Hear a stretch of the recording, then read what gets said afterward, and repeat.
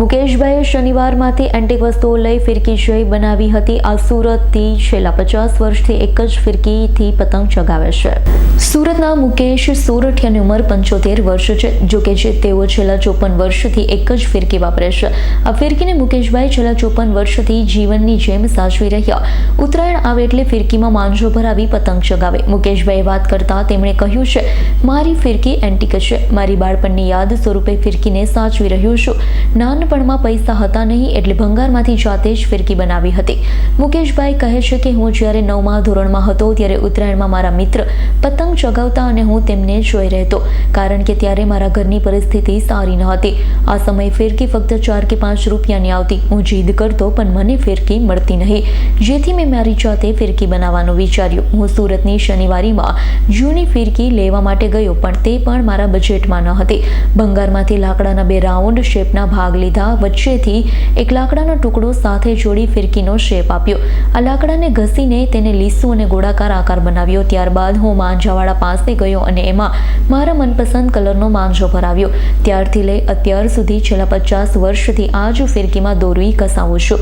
ફિરકીને મેં મારા બાળપણની યાદ સ્વરૂપે સાચવી રાખી છે। ફિરકીને ઉદયથી બચવા માટે હું દર ઉત્તરાયણે તેના પર કલર કરાવું છું। મારી આ ફિરકી ઘણી વખત હાથમાંથી પડી જાય, ઘણી વખત ધાબા પરથી પડી જાય, પણ તે છતાં તેને કંઈ થયું નથી। મેં તેને ખૂબ જ મજબૂતાઈથી ફિટ કરી સાચવી રાખી છે। આ ફિરકીમાં 4000 વાર દોરો સમાઈ જાય છે। મારું નામ મુકેશ ચંદ્ર નટવરલાલ સોરઠિયા છે।